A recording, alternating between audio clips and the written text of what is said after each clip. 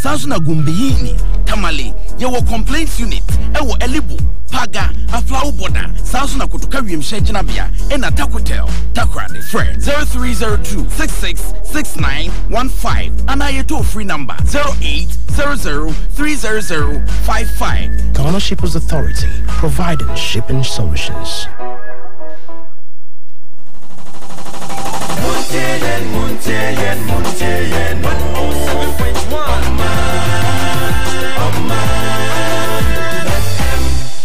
Another beautiful edition here on Omanfm. This is Maritime and Port News. Maritime and Port News is proudly sponsored by the Ghana Shippers Authority. They provide you with the best in all your shipping solutions. You can contact them at the Shippers House in Accra, and also supported by Amen Scientific and Alternative Medical Hospital. Amen, God is our healer. You can follow us live on YouTube on Omanfm and on Net2 TV official on Facebook. My name is Nanisi Boateng. Let's move straight to our stories this morning. Vice President Dr. Mahamudu Bawumia has launched the Revenue Assurance and Compliance Enforcement RACE initiative to enhance the government's revenue mobilization drive. The RACE is a multi-agency initiative to identify and eliminate revenue leakages while reinforcing the culture of compliance by taxpayers, more especially players in the petroleum, bunkering, gold and minerals export, port operations, transit goods, warehousing, and free zones operations. The initiative would empower the effort of government to stay the course in terms of its economic target and to return the Ghanaian economy to the path of fiscal sustainability by 2024. The Vice President, Dr. Mahamudu Bawumia, who launched the initiative in Accra, said the implementers of the program would devise a strategy to target major potential taxpayers who were non-tax compliant.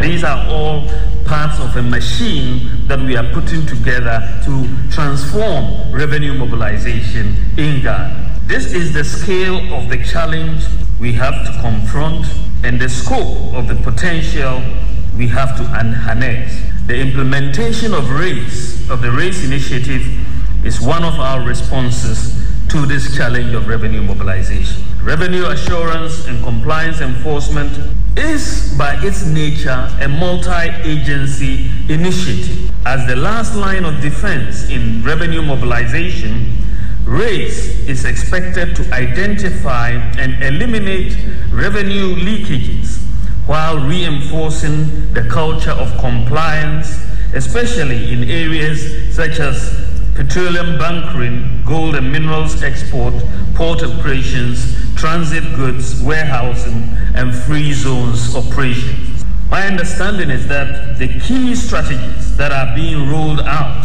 will target those major potential taxpayers who are now non-tax compliant. The effectiveness of the RACE initiative depends on the ability to leverage on technology and to integrate the rich databases from the Ghana card, the TIN, digital address system, passport, and DVLA databases, amongst others. The timing of the implementation of the RACE initiative rides on the back of the integration of the diverse databases now available for planning purposes.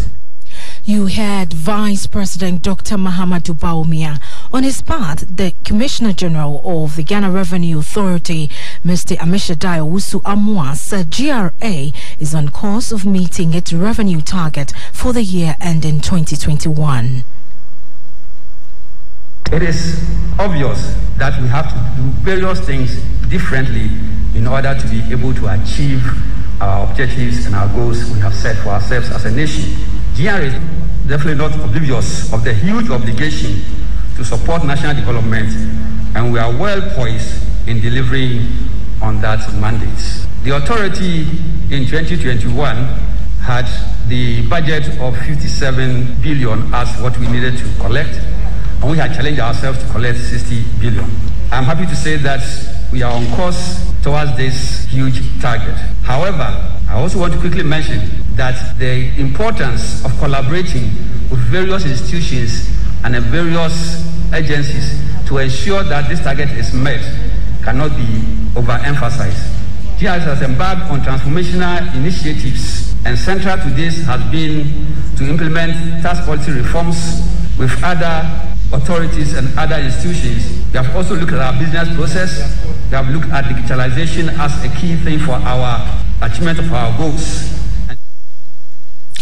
You heard Amishatai Owusu Amwa Reverend. He is the Commissioner General of the Ghana Revenue Authority. In other stories, although the African Continental Free Trade Area AfTA agreement is the largest free trade area since the establishment of the World Trade Organization WTO, and it is worth $3.4 trillion, only a few firms in Ghana are aware of the agreement.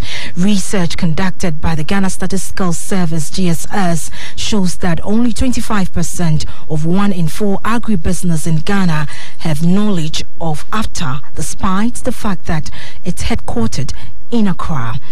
To help improve awareness on AfTA among businesses in Ghana, the National Development Planning Commission, NDPC, in collaboration with the United Nations Development Programme, UNDP, and Ministry of Trade and Industry, engaged some Metropolitan Municipal District Assemblies, the MMDAs.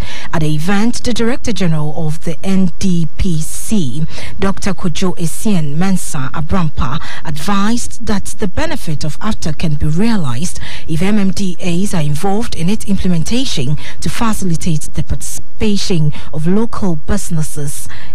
And also, he said it is important to bring the AfTA to the local government level and integrate local economies into the regional market. On his part, the economic advisor at the UNDP, Dr. Frederick Mugisha, said the successful implementation of AfTA will help reduce poverty and inequality in Africa through sustainable structure transformation. If you just join us, you're listening to Maritime and Port News. The Human Resource Manager at the Port of Takoradi, Peter Amubidiako, has hinted that the port might be migrating from an export-driven port to an import-driven one. He said this could be achieved after the completion of the massive expansion works being undertaken at the port currently. Speaking to the media, he said the Port of Takoradi, aside having the capacity to handle import, also has the requisite modern equipment to handle all types of cargo. He said the liquid bulk jetty is an example of marine loading arm that facilitates the quick loading of cargo, and we have 2 modern harbor cranes with the capacity of 220 tons, meaning we have all the equipment ready. Meanwhile, the director and chairman of IBISTEC and Atlantic Terminal Services Limited, Kwame Janice Kwa, lauded the private-public partnership arrangement between GPHA and IBISTEC, which has seen the completion of the off-dock terminal called Takotil, the liquid bulk terminal, and the ongoing construction of Atlantic Services. And also, he revealed that upon completion, the Atlantic Terminal could receive huge vessels with 20,000 or more TEUs. Now, finally, head of microeconomic research studies at the ECOWAS Bank for Investment and Development, Dr. Joseph Kojo Asenso, has called for speed in operationalizing the payment platform under the African Continental Free Trade Area AfTA, the ECOWAS Payment and Settlement System, the EPAS. Currently, the Pan-African Payment and Settlement System, PAPS, is being piloted in 6 African countries and will soon be implemented to boost trade in Africa, and this phase will be completed by December 2021. On this note, we'll wrap up this morning's edition of Maritime and Port News. Maritime and Port News is proudly sponsored by the Ghana Shippers Authority. They provide you with the best in oil shipping solutions and supported by Amen Scientific and Alternative Medical Hospital. Amen. God is our healer. My name is Nanesi Boateng, producer. Kwikwabuachi. Have a great day. Go. Wake up to a fresh morning. National Agenda, your #1 morning show. Go. Wake up Yensu akwan so dwumadi hia mo man bia nkankro edi Ghana eku wiase na di wiase so ba Ghana Shippers Authority ani so ade hunu ne se ye bebo nsuo so adwadifo e wo haw bia wonam mu efiri no ma ayra dia seye sika yaji wa emfa kwan so eni hawo hodo pi yenya